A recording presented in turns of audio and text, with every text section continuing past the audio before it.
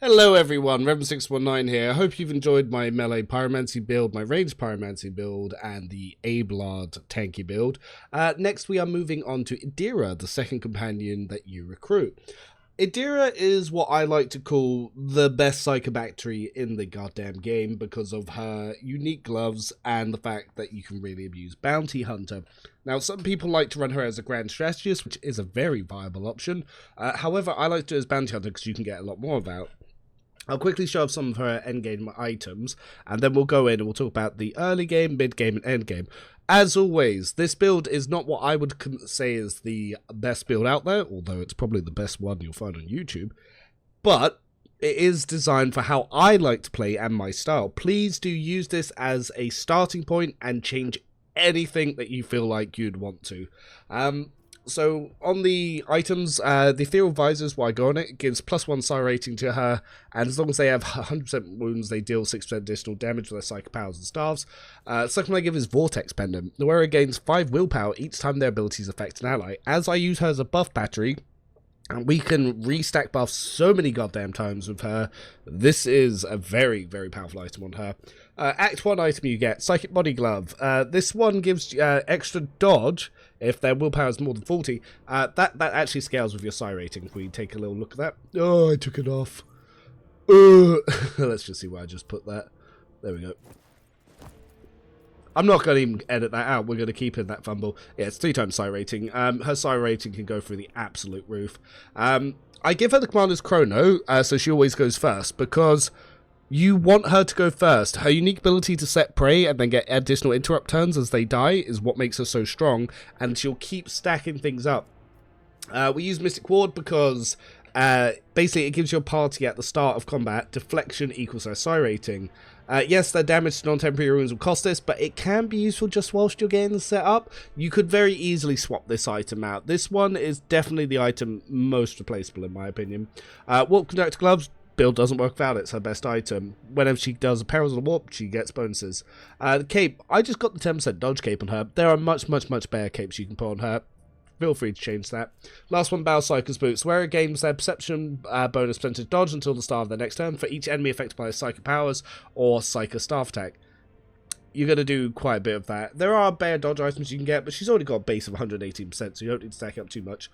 I start with the Blood Drinker Staff until we get her rolling, because it actually just gives a +2 psi rating. So whilst we're first buffing people up, buffs only depend on psi rating. So we get stacking, and then eventually we swap to the Santic Staff. Santic Staff is the meme staff that a lot of people crutch on to say, oh look, my build does big damage. No, your build does not do big damage. This staff does big damage. This staff, every time you stack Resolve, increases power and damage. There is a helmet that is ideal for it, which is actually one of the pay-to-win helmets that you get with this one. Every time you get a kill, you get +1 Resolve. Every time you use Word of the Emperor, you get 2 Resolve. You can chain stack Word of the Emperor, especially if this build I'm about to show you, like 20 times in a single turn. You will have insane AoE nukes. I've done well over 20k with this in turn 1. This is essentially the whole build. I use her as a battery to get her willpower and her psi rating up to buff up allies, but yeah, this is just raw damage. So let's actually start looking into it, and let's get under the hood to see what we're doing with our favourite little heretical witch. So let's pop over into our archetype, and let's have a look at what we're doing here early game with this.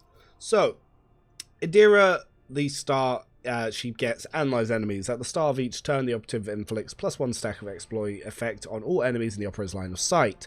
If the operator hits a target with an exploit stack, that does 5 times perception bonus more damage. The damage is also increased by 10% for each exploit on the target. The attack removes all exploits from the target. Now, for the skills that I take on to her, she comes in with awareness. There's much less she can do about that, but we'll start adding in some other little bits as we go into it. The next feature we get is Expose Weakness. The operative removes all exploits from the target, decreasing the target's dodge, parry, and armor by 15 plus exploits removed times. Now, this says 8%, but it's actually your perception score until the start of the operative's next turn. If this ability reduces the target's armor to 0, the operative removes only half of the exploits from the target. Groovy. Dismantling attack, the operative immediately inflicts 1 exploit on all enemies in combat, then makes a free attack against the target. The attack always hits regardless of percentage. Till the end of combat, the target of this attack suffers minus 30% dodge and 30% to armor. Very good for some early bosses. Alright, so the first thing I like to take on this is Aftershock. Each time the Psyker deals mental damage from any source other than Aftershock, the target suffers half as much mental damage at the start of their next turn.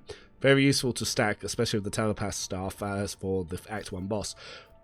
It's important with her, in early game, you're mostly going to be playing a sniper. You're not going to be going too heavily into powers, especially on Grim Dark, unfair like I play.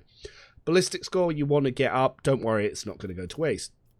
Next thing I take is Second Sight. Psychic powers that have a range of 2 cells more have their range increased. That +8 is actually the perception bonus. So our perception bonus is actually what gives us a little buff there. Next thing that we're going to go into is Uncanny Sight. The operative inflicts an exploit on enemies which are out of the operative's line of sight at the start of the turn. You want this. Very good. You're running more than one operative, you want them all to have this.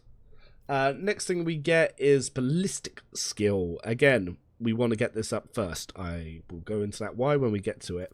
I then go into Biomancer because, like I said, Irida is the best battery in the game. I'm not here to make her a telepath damage dealer. That is reserved for more reliable companions that are less likely to explode my party. Gives you Iron Arm. Great skill. Go into Law Warp because I use her for that on the ship. Not many other people get bonuses to it. Next is Pain Channeling. The whole purpose of Pain Channeling is so her excess damage doesn't go to waste. If you can put Telepath on any ranged class, definitely get Pain Channeling. Best skill in the game, incredibly underrated. Not many people like to use it, and no one really seems to talk about it, but it's what makes my ranged Pyromancer build the strongest you'll find.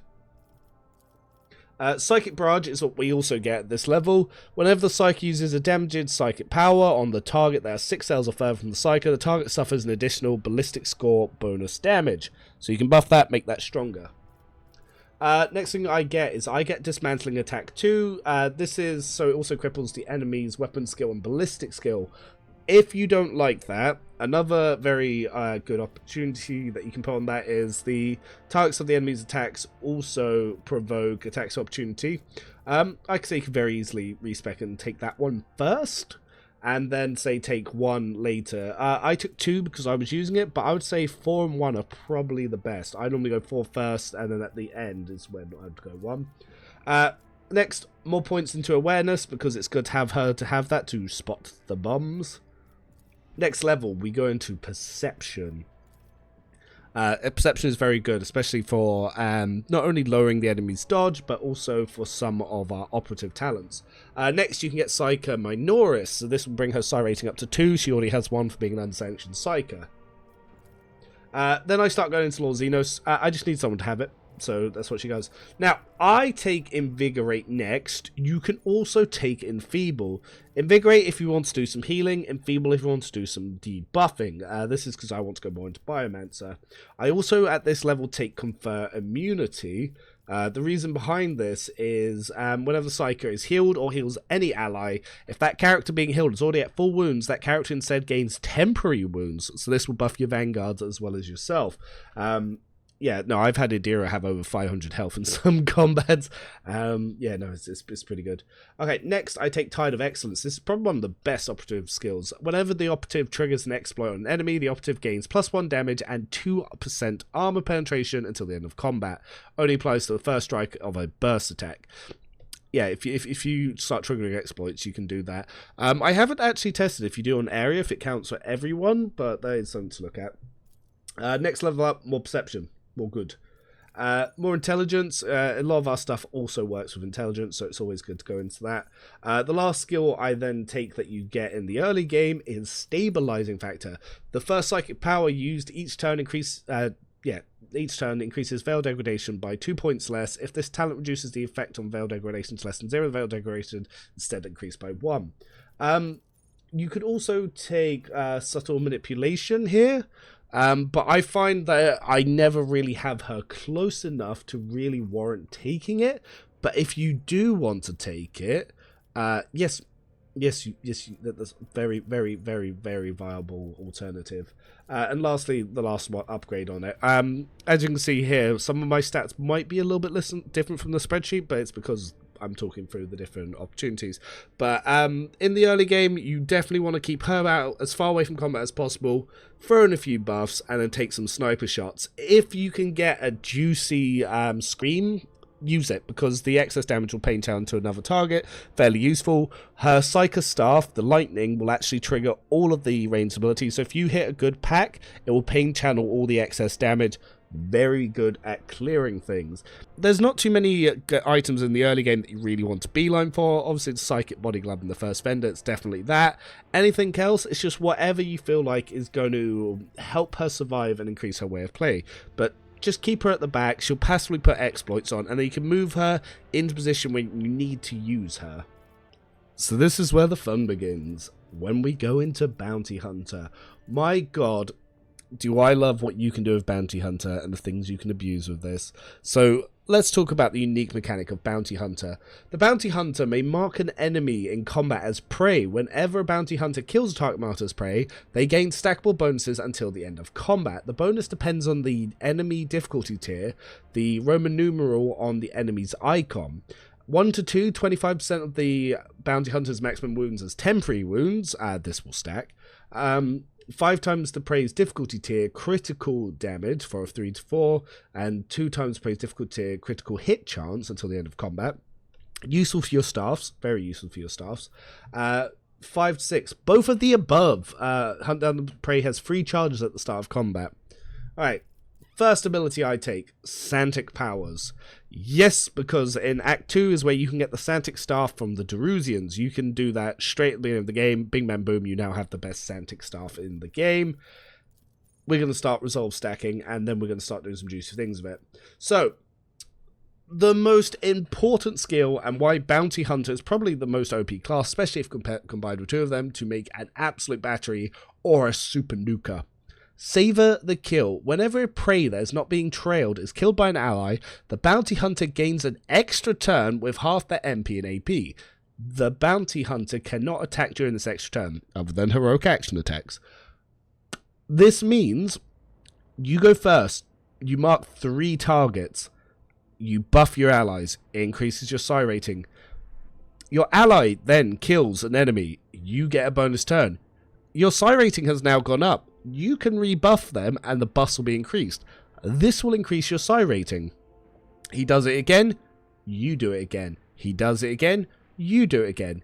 If you're also using Pascal, who I also build into a Bounty Hunter, and I mean Pascal, not Abelard, you can actually set up 6 of these. So what I often do with Cassia is Cassia will go first. You always want to make sure that Irida is the one to first mark. So you'll get Irida to mark, and then you can literally, with Irida, because I take Metabolic Overcharge, pass turn to Pascal, get him to just mark, end his turn so he doesn't take damage, so you have 6 marks. That's 6 opportunities to rebuff, including the original. That's 7 chances to buff. Your guy's going to 1-turn every combat in the game. The psychic battery potential of this is huge. That's it. That's the build done. Take all the buffs. Go home. No, I'm joking. I'll finish it. The next ability you get is Wild Hunt. The Bounty Hunter simultaneously makes several attacks. The number of attacks is equal to the number of prey in combat. These attacks are equally divided amongst the prey. If the Bounty Hunter's line of sight, the attacks always hit and always score critical hits. Doesn't work with staffs, I don't think. I think you need to swap to a gun to use that, or melee. Get AP increase at the next level. It happens at 20th. I then go into Ballistic Skill first, because I'm still using her sniping to reduce her chances of exploding. The common talent I take here is Psyker Majoris. This brings her psi rating up to 3. Next level, Ballistic Score, and then Swarm of Heroes. The Psyker's psi rating increases by 1 until the end of combat every time an ally uses a heroic act. Useful for more side stacking. We then get Warp Speed. I tried to get this bad boy as early as possible, but what it does here is until the end of combat, the target ally increases their MP by, now my character says 11, but what it actually is 3 plus the Psyker's psi rating. See, just psi rating. And their agility by, it says 21, but again, the formula for this is 5 plus 2 times the Psyker's psi rating. And their AP by 1. Very useful. For my battery, good like this. I then go into Fatebringer. All allies under the effect of at least one psychic power gain an additional percentage armor penetration. That is 5 + 2 times the Psyker's Psi rating. Noticing a trend that willpower doesn't really factor into this. This is how I can focus on ballistic score first and not really lose anything from my little battery. Next, I go into Law Warp. Wherever you go into, up to yourself. Perception. Again, it's good to have perception. Lowers the enemy dodge, buffs some of your abilities, especially those exploits. I then go into Power Conduit. After triggering a psychic phenomenon or Perils of the Warp for the first time each turn, the Psyker's next psychic power costs 1 less action point. Irida is going to trigger Perils a lot. Good. Will work in her bonus turns also. Lots of extra AP. Thriving in Peril. Every Perils of the Warp increases momentum by the Psyker's weapon power bonus plus resolve plus Psi rating. Do you see what we're doing here? By buffing, we're going to build up those turns for those heroic actions, and then you could metabolic overcharge to an ally, like your officer, Cassia for example, who can then heroic action pass the turn to your damage dealer if you're seeing the combo that trivializes the entire game. Or warp, whatever you want, go for it. Perception. So Wild Hunt, again, Irida, I use 2 staffs. I can't actually use it. So I think I took 2 and 1, but it literally doesn't matter. Share the spoils. Whenever an ally kills prey, the bounty hunter gains half the bonuses granted by hunt down the prey. So when allies do it, you still get bonuses. Took awareness next, spot those bombs. Took intelligence next, it doesn't matter.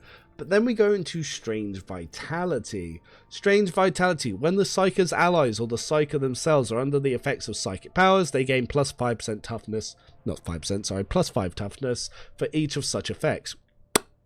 Useful. Very useful. It makes all your party really strong, really tough. If they have peak condition, it also makes them stronger. Pre-science. Now, I know some people, I'm just going to say Money, he's the other guy who edits other builds on the spreadsheet. He doesn't like pre-science, he likes Mind Bond. Mind Bond is, at any time until the end of combat, the target of Mind Bond makes perception, intelligence, willpower, or fellowship tests using either theirs or the Psyker's stats, whichever is high at the moment. So he uses her as a willpower battery, which I'm also using willpower battery, and he uses Mind Bond to give them their willpower. I prefer pre-science because... so it gives 4 + 2 times Psi rating to the ally, which is 20 intelligence, perception, fellowship, and willpower. So it just buffs more. So I prefer pre-science, and again, as your Psi rating goes up, this does more, and it can overlap it. So, Psyker Terminus comes next. So by now we should, I think that's... I wasn't paying attention. Is that 4? 4? Yeah, 4. Yeah, I think that's 4 Psi rating. The next one will be 5. Anyway, after that, more intelligence, more awareness. Again, whatever abilities you want is what you take when it comes to skill checks. Abilities, skill checks. I then take Pulse of Life. This is something that you can choose to take earlier, but I prefer to take it a little bit later, which is whenever the Psyker heals themselves or another character with a psychic power, or the effect is applied with psychic power, the healing can critically hit with a chance of, this says 31%, but it's actually 5 + 2 times willpower bonus. This critical hit chance is increased by all the effects of that effect, critical chance as well as damage. Adrenaline Surge. In the first round of combat, all psychic powers of the Biomancer discipline cost -1 action point. Helps us beat buff battery. And last upgrade to Wild Hunt. Now, by the mid game, you are online as the best buff machine in the goddamn game. You won't get the Commander's Chrono until Act 4, so before then... you're kind of still doing DPS, you're kind of helping buff, but you're not going first. So mid-game, Grand Strategist is probably going to feel a little bit stronger, but by the time you get into Act 4, you're definitely going to notice this is better. Okay, prepare yourselves, we're going into the Exemplar ranks. So, starting off, Combat Meditation. The character gains 15 willpower as long as they have no ranged weapons equipped. We're not going to have ranged weapons equipped. Staves do not count as ranged weapons. could literally apply that to a lot of my melee builds as well. If I ever have to revisit my Biomancer, that's a change. Next, I take Eternal Glory. The first time that momentum reaches 200 during the Psyker's turn, the Psyker gains +5 to all characteristics, 1 to resolve, 1 to deflection, and 1 to all damage that the Psyker deals until the end of combat. Okay, Law Warp Minds. This one open to change. If you want to change this something else, this is probably the first one I would. After every 6 uses of psychic power by the Psyker, all enemies gain stack -5 penalty to all characteristics to the end of combat. You will be using a lot more than 6 Psyker powers in turn 1. So think about it. There's 4 buffs, and just buffs alone, you're probably going to take 7 turns in a single turn. So that's 7 times 4. Yeah, that's 28 powers. So you divide that by 6.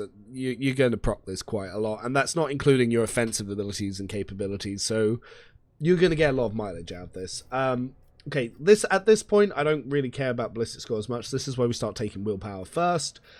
We then take advice and guidance. Yeah, the first time in combat that an ally becomes the target of a Psyker's psychic power, the ally gains +10 to weapon skill and ballistic skill until the end of combat. Buffs, buffs, buffs. Okay, so this is where one of the strongest combos comes into the game that makes the goddamn Space Marine finally usable, and it's also a massive boost to Argenta. Metabolic Overcharge. The target ally immediately gains an extra turn with twice the number of their normal MP and AP equal to your Psi rating. But their body is subjected to severe stress, making them suffer 5% of their maximum wounds damage at the end of each turn until the end of combat. So basically, every action the target uses also during this extra turn will also trigger this damage. So basically what you do, pass the turn to one of your soldiers, have your soldier use Entrench to immediately end it.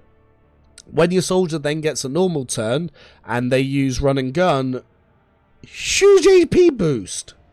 It's also another way that you can buff up. You can also use this extra turn. You can pass it over to Pascal, get him to set up his bounties hunts as well, or you could give it to your DPS to just go ham. It's just a very good option to have. More warp, more C. Eagle for battle. During the first turn of combat, the character has 2 additional action points. Good. One of the best ones that there is. Psyker Extremist, here we go. We have now hit 5 Psi rating. It's +1 Psi rating. More willpower. And then we go into Comprehensive Analysis. If the target of analyzed enemy has 2 or more exploits, the target suffers 1 additional exploit. Sensory Deprivation. This is actually a very useful one, and we need to take it as a stepping stone towards Psychic Assault. Anyway, the target makes a willpower resistance test. If succeed, the target is merely blinded until the start of Psychic's next turn. If the target fails, they become blinded and suffer an additional -40 to all characteristics.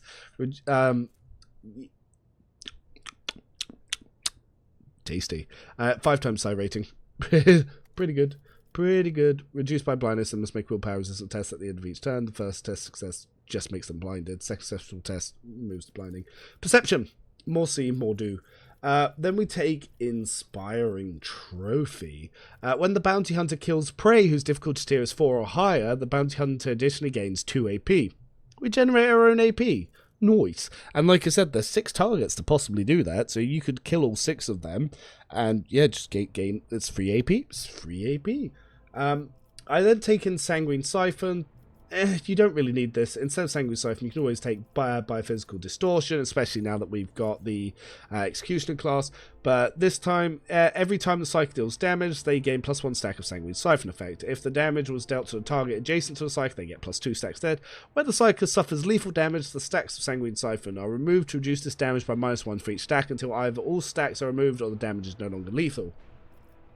Yeah, you can take Biophysical Distortion if you want. Awareness. And then we take Degraded Defense, a very, very underrated ability. Whenever the character deals damage to an enemy, that enemy suffers +1 stack of Degraded Defense effect for every 6 damage that the character has dealt. Whenever an ally attacks that enemy, they deal additional damage equal to the number of Degraded Defense stacks. Yeah, you hit a boss with a big staff cast or a psychic power, all your allies are going to do that much extra damage divided by 6 every time they hit it. Very good. Oh god, I wish Act 5 was longer. I just wish Act 5 was longer. More AP. Next we get Fresh Target. Whenever the operative attacks an enemy that is at full wounds, the attack deals an extra 18% more damage to enemy. That formula is actually 10 plus perception bonus. More awareness. Then we take passive learning. So this is, on the first round of combat, the operative randomly distributes the same number of exploits as when using analyzed enemies among all enemies within a 10-cell radius as the operative. So because she goes first, you just start right up at the front and you just spread out those exploits. I then take Lord Xenos. This is when I did take Subtle Manipulation. You could have taken that earlier. If you did, you can always take something else now. There's some other things that you can go into. I take Willpower here, more Willpower, more Lord Xenos, and then Contagion. Now, this is the one that I've considered, you could take something else. Whenever the character applies Blinded, Slowed, Fatigued, Perplexed, or Disturbed effects, one random enemy within 5 cells of that target also gains the effect 1 round. Same that happens if the character inflicts stunned or prone, but the random target makes resistance test. So basically, when you're using a blinding effect, you can blind more things around it. If you don't want this one, this is one I'd say that you could definitely swap. You could throw in like Flag Bearer or something, or Perfection of your stats. Well, it's up to you. Mind Siege. Enemies that have failed a willpower resistance test against any of the psychic powers will suffer an additional 27 direct damage every time they suffer mental damage until the end of combat. Yeah, that rating is 3 plus 3 times psi rating. Willpower is almost useless. It's not, it's for your damage. Using a heroic to act, well, not with this build, actually. Willpower is pretty useless. Using a heroic act by the Psyker decreases failed degradation by -5. That's actually intelligence bonus. Lord Xenos. Instant exposure. Exposed weakness costs 0. I don't know if exposed weakness is still bugged, because before it wasn't using your bonuses. I don't think so anymore. It was last patch. Mental Breach. Enemies that have taken damage from the Psyker at least once suffer a -20 penalty to all resistance tests against the Psyker until the end of combat. Most things are going to explode in like a 5k AoE, so yeah. Finally, Psychic Assault. Probably one of the most overhyped abilities ever, but enemies within the 7-cell cone in front of the Psyker suffer Psychic Shriek damage and is forced to make a willpower resistant test. All targets failed test are stunned until the Psyker's next turn. It's not bad, actually. You can do some good nuking with it, especially if you've massively stacked willpower, because Psychic Shriek obviously is, willpower bonus and psi rating, so because of all your buffs, you're going to have really high willpower, because of Pearls of Warp, you're going to have really psi rating. This is going to annihilate things. Take more willpower, more strong. Firebrand. If the extra turn given by this character, abilities or talents grants MP, that target gains 4 additional MP. If AP, that target gets 1 additional AP. So, yeah, Metabolic Overcharge, doing more. Then we go into Weak Hearts. Enemies suffering from blinded, stunned, immobilized, or prone. Effects inflicted by the Psychic suffer 10% more damage. Hey, this guy's doing more. Yeah, then we get some more AP. And that's it. That's the build done. So, if we go back to Sunrise and have a little look at her. Irida is one of those characters where she can be useful early game. Probably won't see much focus. I tend not to like it to take her into Act 3, but she is quite useful in Act 2 and Act 4. From Act 4 onwards, she should be a staple in your build, unless you're doing a Chaos encounter where she could explode and take out your whole party. But yeah, like I said, there are other cloaks that you can always put on her, but it's more for what you really want to do. Like there are a lot of stuff that is really good here that you could have gone into instead. But like it's just what I put on there. There's also a cloak that I also used on my Ranged Pyromancer that is what I normally use on this build, which is obviously that every time you kill things with like Cloak of Hatred, each enemy killed with the wearer's area effect attacks increases damage by 3%. It depends what gear you have access to and what you're spreading out to, but like I said, this lady, I don't like heretics, so she's essentially chained to my main character as a Psyker battery just to juice them up. But yeah, that's Irida. Next, we'll be moving on to Argenta, and that lady is absolutely nasty.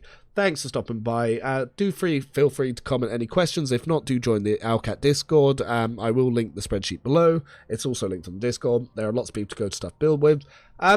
have yourself a great day. Thanks for stopping by. If you want to see any of my gameplay videos, I've done all these builds all the way through Unfair on a blind run and on a second run, just where I know what I was doing to get to these. But yeah, thanks. See you. Bye.